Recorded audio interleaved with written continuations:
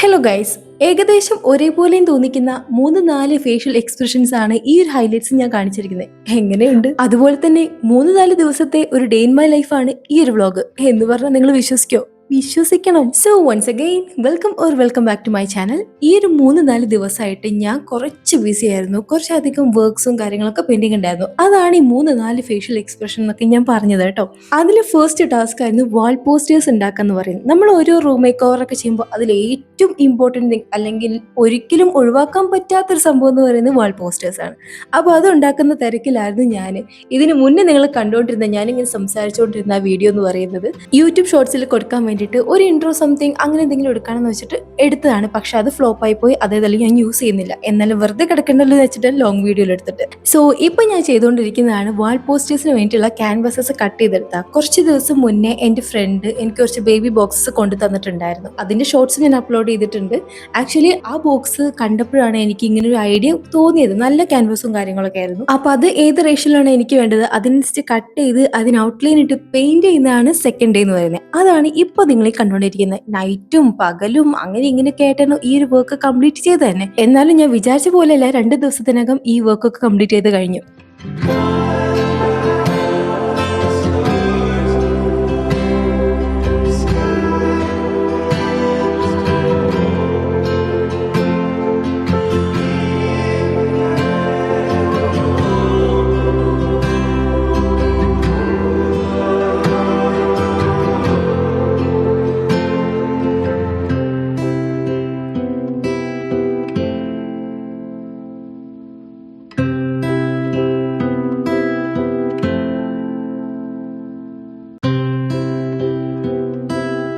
ഈ ദിവസം 2 പോസ്റ്റർ മാത്രമേ ഞാൻ ചെയ്തിട്ടുണ്ടായിരുന്നുള്ളൂ. പക്ഷെ ഞാൻ സാറ്റിസ്ഫൈഡ് ആണ്. ആൻഡ് ഇപ്പൊ തന്നെ അറ്റ്മോസ്ഫിയർ മാറും. യെസ്, ഞാൻ പിറ്റേ ദിവസം തന്നെ ഞാൻ എൻ്റെ വീട്ടിലെത്തിയിട്ടുണ്ടായിരുന്നു.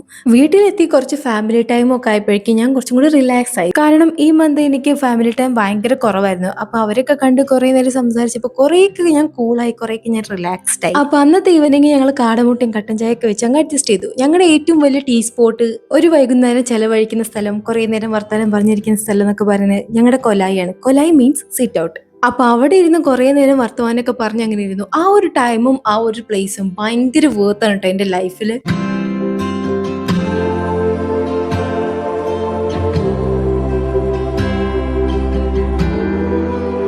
ഒരു ടിപ്പിക്കൽ മലയാളി കുടുംബത്തിൽ ഉണ്ടാവുന്ന ചേച്ചി അനിയത്തിയും തമ്മിലുള്ള എല്ലാ പ്രശ്നങ്ങളും ഞങ്ങൾ തമ്മിലുണ്ട്. അതിങ്ങനെ ഇടയ്ക്കിടയ്ക്ക് ഇങ്ങനെ എനിക്ക് തന്നുകൊണ്ടിരിക്കും, ഞാനും തിരിച്ചു കൊടുത്തുകൊണ്ടേയിരിക്കും. അന്ന് ഈവനിങ് ടു നൈറ്റ് ഞാൻ ജേണലിന്റെ മേലെയായിരുന്നു പണിയെടുത്തിട്ടുണ്ടായിരുന്നത്. ഇടയ്ക്ക് ഏതോ ഒരു വീഡിയോയിൽ ഞാൻ പറഞ്ഞിട്ടുണ്ടായിരുന്നു എൻ്റെ ഒരു ഇൻസ്റ്റാഗ്രാം പേജിനെ കുറിച്ച്. ആക്ച്വലി അതൊരു ഗിഫ്റ്റ് ഷോപ്പ് ആണ്. അതിനകത്ത് ഞാൻ ഇപ്പൊ സെല് ചെയ്തുകൊണ്ടിരിക്കുന്നത് പോസ്റ്റ് കാർഡ്സ് ആണ്. 2K കിഡ്സ് എന്നൊക്കെ പറയുമ്പോൾ ഒരു 2003-4 ഏകദേശം ആ ഒരു റേഞ്ചിൽ ചിലപ്പോൾ അറിയുന്നുണ്ടായിരിക്കും. എന്നാലും അറിയുന്ന കുട്ടികൾ ഉണ്ടായിരിക്കട്ടെ. ഞാൻ ഉദ്ദേശിച്ചെന്ന് വെച്ചാൽ 90s ആ ടൈമിലൊക്കെ കത്തൊക്കെ എഴുതി അയക്കുന്നത് പോസ്റ്റ് കാർഡ്സിലായിരുന്നു. പോസ്റ്റ് കാർഡ് മാത്രമല്ല, സാധാരണ ലെറ്റേഴ്സിലും അയക്കുന്നുണ്ടായിരുന്നു. പക്ഷെ കാർഡാണ് ഇപ്പോഴത്തെ എൻ്റെ ഒരു ഹൈലൈറ്റ്. സോ ആ ഒരു കാർഡിൽ നോർമൽ ആയിട്ട് ലെറ്റർ അയക്കുന്നതിന് പകരമായിട്ട് കുറച്ചും കൂടി പേഴ്സണലൈസ്ഡ് ആയിട്ട് ഒരു പെയിന്റിംഗ് കൂടി ഉൾപ്പെടുത്തിയിട്ടാണ് എൻ്റെ ആ ഒരു കാർഡ് സെല് ചെയ്തിട്ടുണ്ടായിരുന്നത്. ആ ഒരു പേജ് തുടങ്ങിയപ്പോൾ ഞാൻ ഒരിക്കലും പ്രതീക്ഷിച്ചിട്ടില്ലായിരുന്നു അത് ഇത്രത്തോളം അക്സെപ്റ്റൻസ് അതിന് വരും എന്നുള്ളത്. പക്ഷേ അത് വന്നു, എനിക്ക് ഭയങ്കര ഹാപ്പിയായി. സോ ആ ഒരു പേജിലേക്ക് ഒരു പ്രോഡക്റ്റും കൂടി ആഡ് ചെയ്യണം എന്ന് വിചാരിച്ച് തിങ്ക് ചെയ്തപ്പോഴാണ് എനിക്ക് ജേണലിന്റെ ഐഡിയ കിട്ടിയത്. അപ്പൊ ഹാൻഡ് മെയ്ഡ് ആയിട്ടുള്ള ജേണൽസ്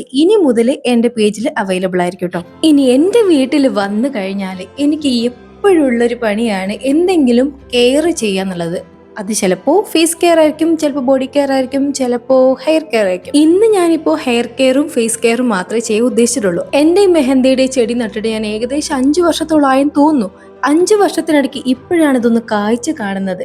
ഇപ്പൊ തന്നെ നിങ്ങൾക്ക് മനസ്സിലായിട്ടുണ്ടാവില്ലേ ഞാൻ എന്ത് ഹെയർ പാക്കാണ് ഉദ്ദേശിച്ചതെന്നുള്ളത്. മെഹന്തി പാക്കാണ്. ഞാൻ എപ്പോഴും ഉപയോഗിക്കാറുള്ള ഒരു ഹെയർ പാക്ക് എന്ന് പറയുന്നത് മെഹന്തി പാക്ക് തന്നെയാണ്. അത് കുറച്ചും കൂടി എഫക്റ്റീവ് ആയിട്ട് എനിക്ക് തോന്നിയിട്ടുണ്ട്. ഹെയർ ഗ്രോത്ത് പെട്ടെന്ന് ഉണ്ടാവുന്ന പോലെ തോന്നിയിട്ടുണ്ട്. ഇപ്പോഴത്തെ എൻ്റെ ഹെയർ നോക്കണ്ട, അത് 1 മാസം മുന്നേ ഞാൻ ഹെയർ കട്ട് ചെയ്തിട്ടുണ്ടായിരുന്നു, അതും വൂൾഫ് കട്ട്. അപ്പോൾ അത്രയൊക്കെ പ്രതീക്ഷിച്ചാൽ മതി. ഈ മെഹന്തി പാക്ക് ഞാൻ എല്ലാവർക്കും സജസ്റ്റ് ചെയ്യില്ല. ബിക്കോസ് ഇത് കുറച്ചും കൂടി കൂളിംഗ് സെൻസേഷൻ തരുന്നതുകൊണ്ട് തന്നെ അലർജി ഉള്ളവർക്ക്, പിന്നെ ശ്വാസം മുട്ടലുള്ളവർക്ക്, അവർക്കൊക്കെ പണിയാവാൻ ചാൻസ് ഉണ്ട്. എൻ്റെ അനിയത്തിക്ക് അലർജി പ്രോബ്ലം നന്നായിട്ടുണ്ട്. അതുകൊണ്ട് അവള് ഇതുപോലത്തെ ഹെർബൽ ആയിട്ട് വരുന്ന ഒരു കാര്യങ്ങളും ചെയ്യാറില്ല. ഇനി ഒരു ഫേസ് പാക്കും കൂടി പ്രിപ്പയർ ചെയ്ത് കഴിഞ്ഞാൽ പാക്കുകളൊക്കെ റെഡി. കോഫി പൗഡർ വിത്ത് കേർഡ്, അതാണ് ഇന്നത്തെ എന്റെ ഫേസ് പാക്ക്. ആഹാ, എന്താ ഭംഗിയില്ലേ. ഹെയർ പാക്ക് അപ്ലൈ ചെയ്യേണ്ട രീതി എല്ലാവർക്കും അറിയാലോ, ഞാൻ പറഞ്ഞു തരേണ്ട ആവശ്യമൊന്നുമില്ലല്ലോ എന്നൊക്കെ പറയുന്നുള്ളത് നിങ്ങൾ വിചാരിക്കും. പക്ഷെ ഞാൻ പറഞ്ഞു തരും. ഞാൻ ചെയ്യുന്ന ഒരു രീതി എന്തായാലും നിങ്ങൾ അറിയണം. ഞാൻ ആദ്യം ഹെയർ ഓയിൽ എടുത്തിട്ട് നന്നായിട്ട് സ്കാൽപ്പിൽ മസാജ് ചെയ്യും ഒരു 10 മിനിറ്റ്സ്. അത് കഴിഞ്ഞ് 20 മിനിറ്റ്സിലേക്ക് മാത്രമേ, അല്ലെങ്കിൽ ലെസ് ദാൻ 20 മിനിറ്റ്സ്, അത്രയൊക്കെ ഞാൻ ഹെയർ പാക്ക് മുടിയിൽ വെക്കാറുള്ളൂ.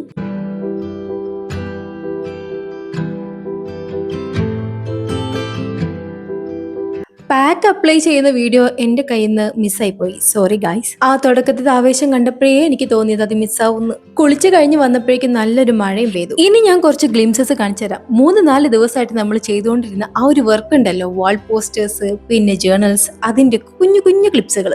ജേർണൽ ഞാൻ ഇതിനോടകം തന്നെ 2 എണ്ണം ഉണ്ടാക്കിയിട്ടുണ്ടായിരുന്നു.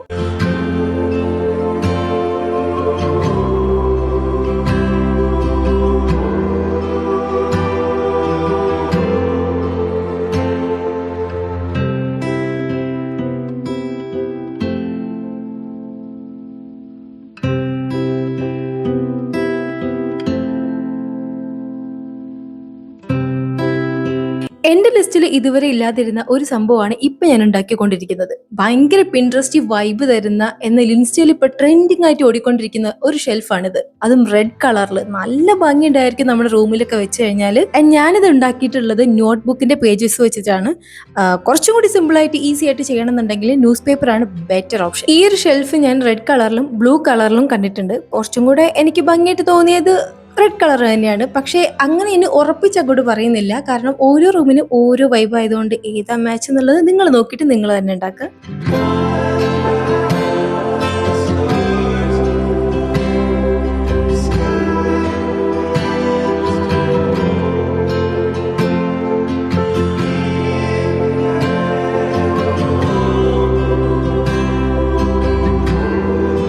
എല്ലാം കഴിഞ്ഞപ്പോഴേക്കും ദേ കിടക്കുന്നു അടുത്ത മഴ. അപ്പൊ നിങ്ങൾക്ക് ഫൈനൽ ലുക്ക് കണ്ടേ ഷെൽഫിന്റെ?